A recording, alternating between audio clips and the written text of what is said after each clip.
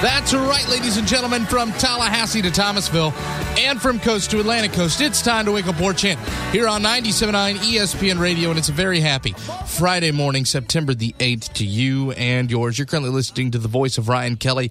I'm the director of digital media at warchant.com, and there's no football tomorrow. So let me be kind of transparent here with you. So you may or may not be able to tell from my voice, but I'm still sick, a little under the weather. We had some scheduling things for tomorrow. We had a show completely ready for you to go for tomorrow. We had a ULM breakdown, talking a little bit about James Blackman and all that. And then, of course, the governor announces at 8:30 last night that all campuses are going to be shut down, all public campuses. Florida State then lets everybody know at 10 o'clock basically what that means. Yes, there is no football this weekend. There's no athletic events, period. FSU soccer was actually traveling to Gainesville to play Florida. And so that game is out of the question as well.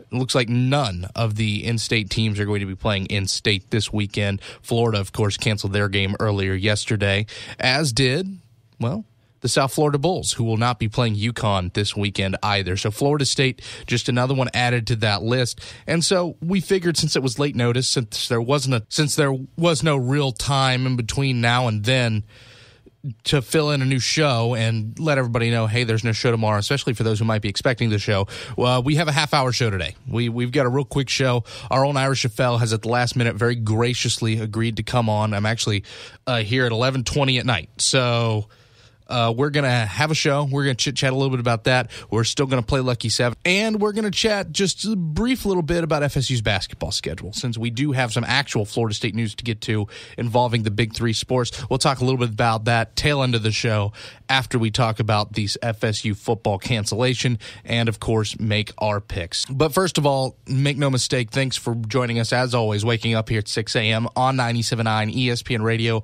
or streaming via the TuneIn Radio app or our own WTSM app. Podcast, you know where that goes by now.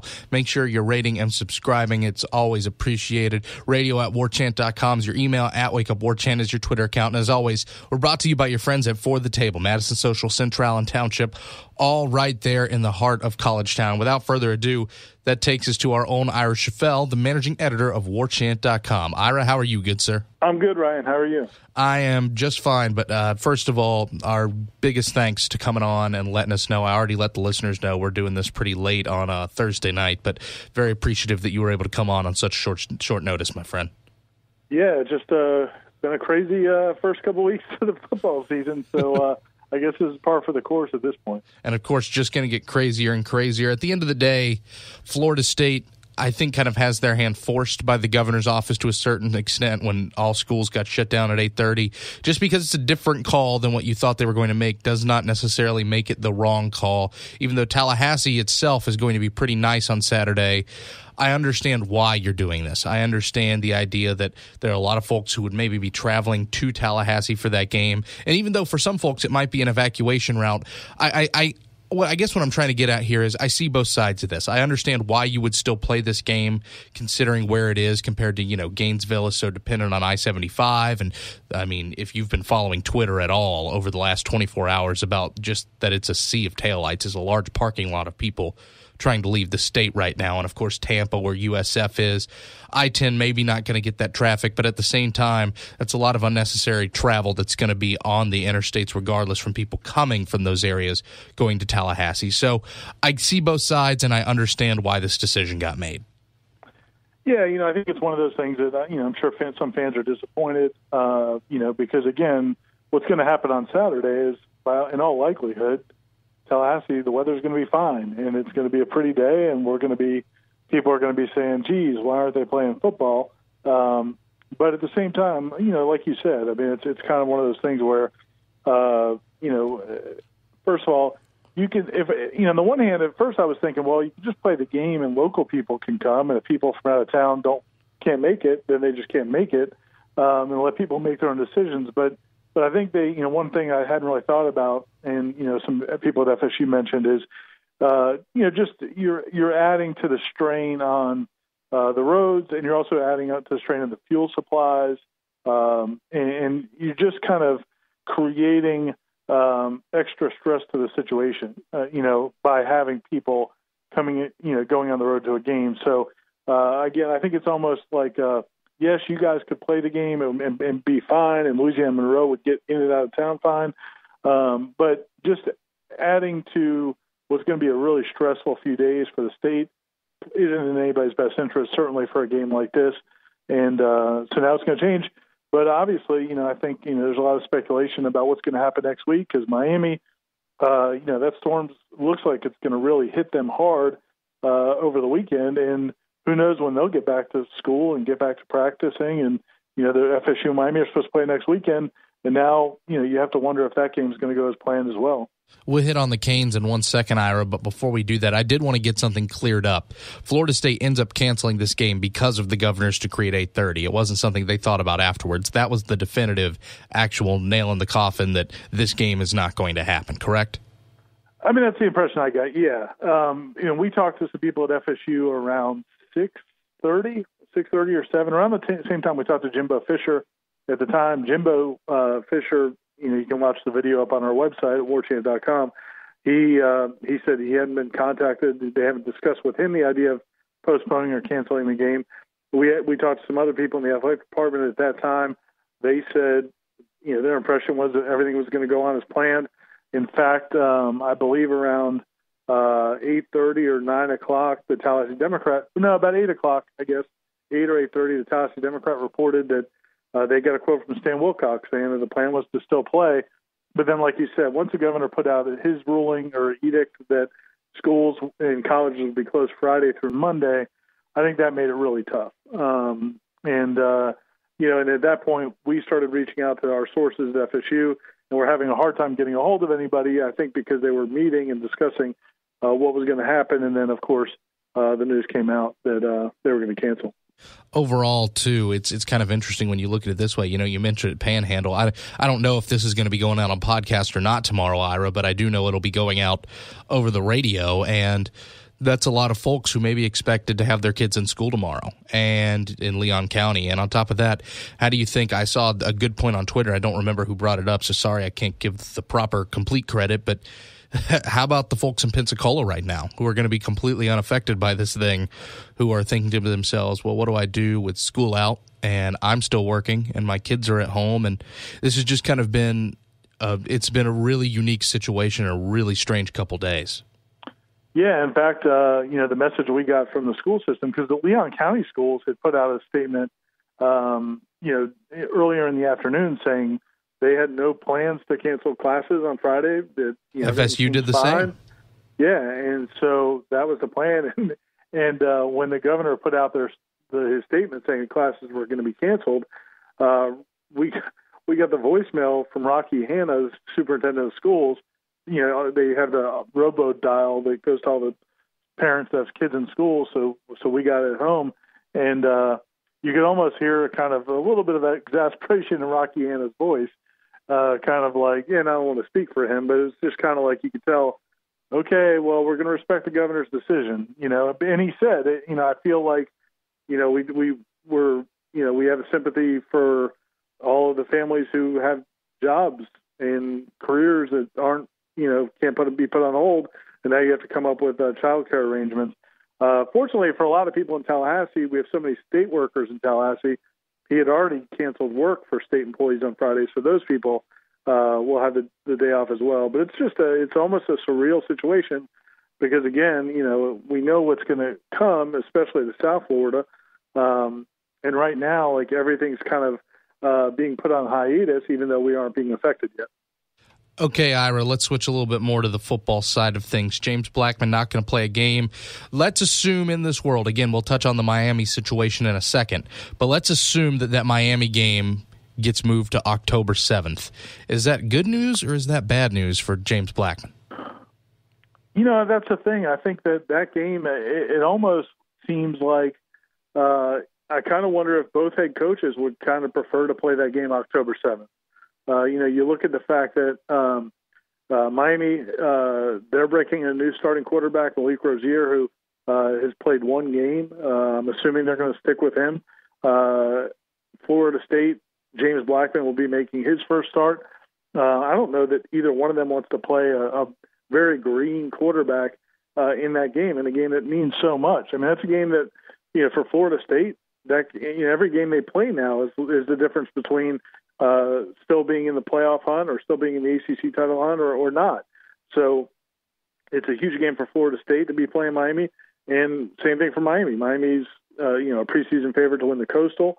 So they're I'm sure they wanted another tune-up game before they played Florida State. So it's just a really I could see a scenario where both coaches would probably like to maybe play a few other games before they have to play that rivalry game. So I think it makes sense from that standpoint.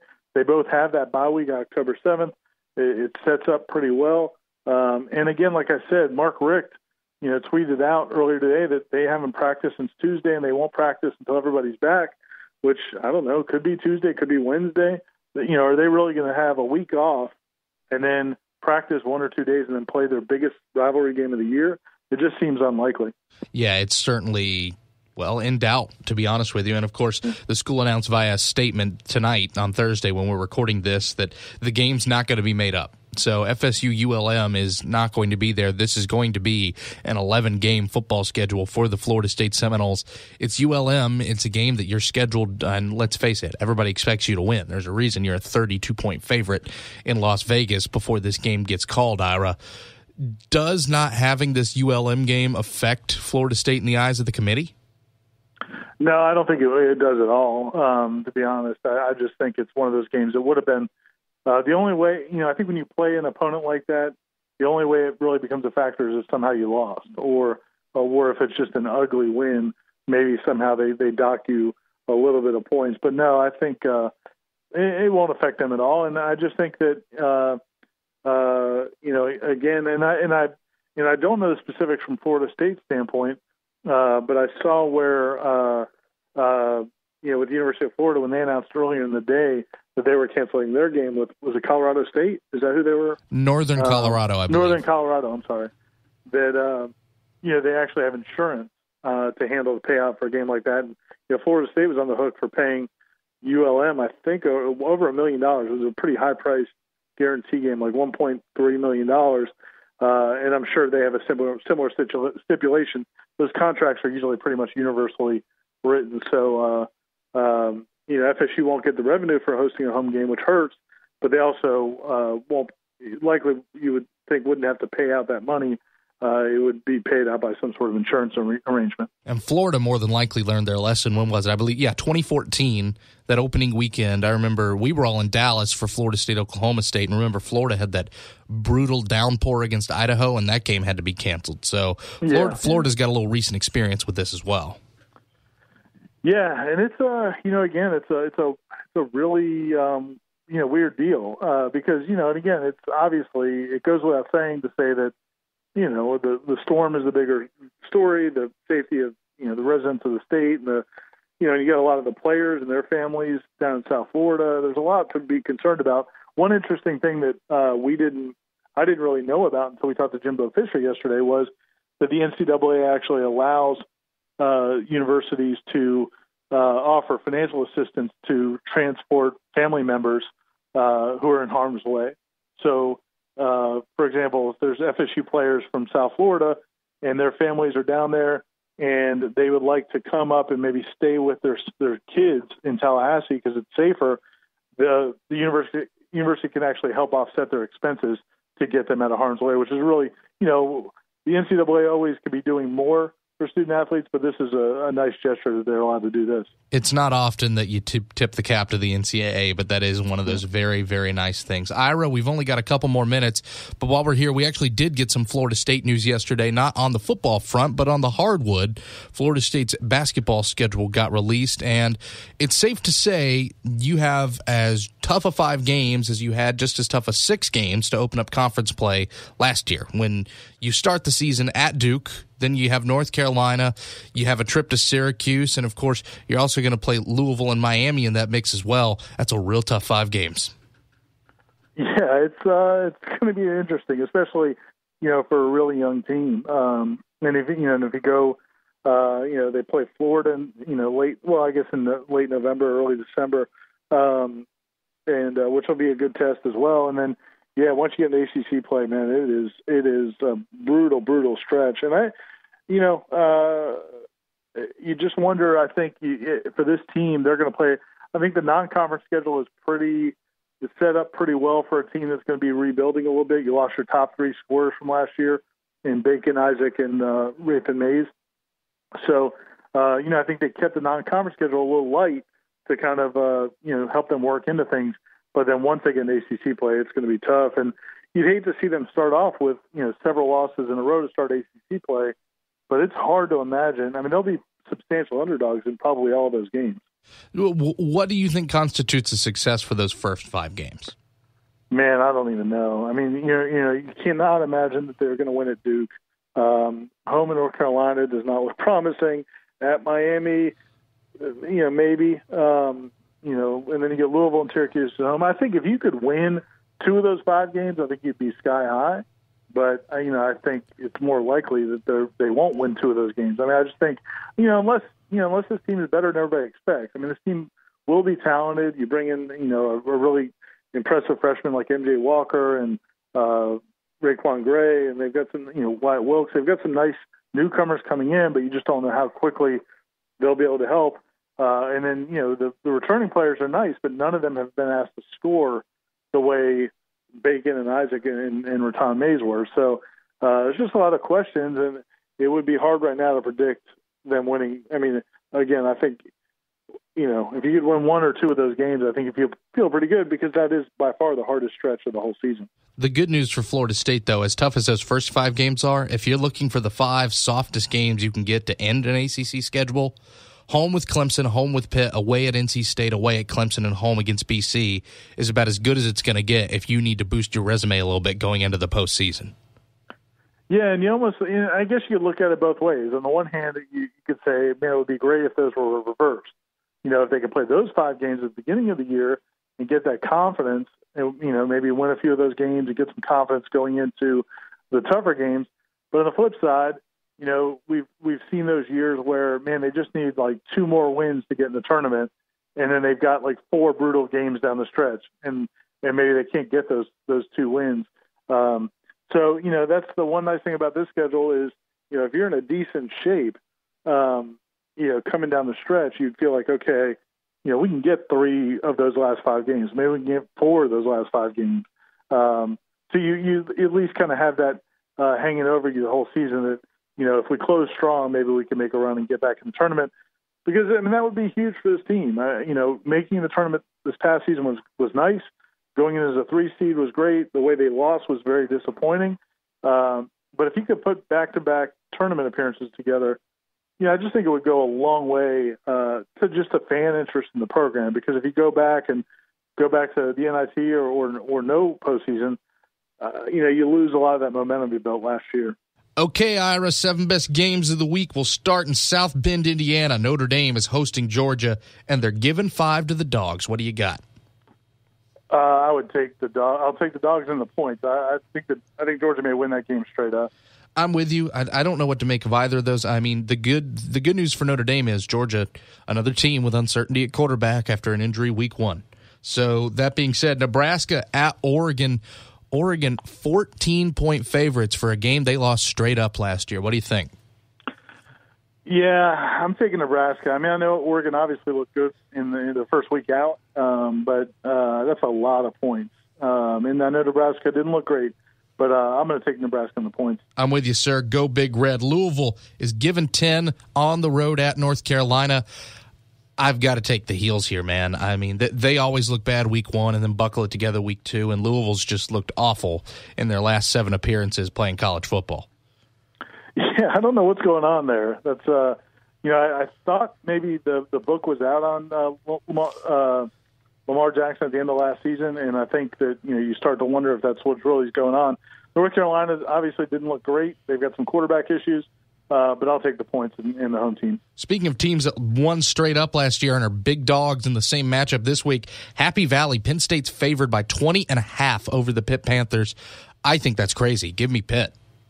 I'm with you. I just can't conceive that number. And I know Pitt looked bad last week, and I think that's what you have so much early in the season is you have these overreactions. And I think sometimes if you're into making wagers, I think sometimes you can get some value because there's so much overreaction early in the year. All right, Ira, really, really quick. Ohio State, 7.5. They're favored at home against Oklahoma. I like the Sooners to cover by that hook, 5.5 points. Yeah, I'm going to take Oklahoma as well. Southern Cal's favored by a touchdown against Stanford at home. Give me the Trojans.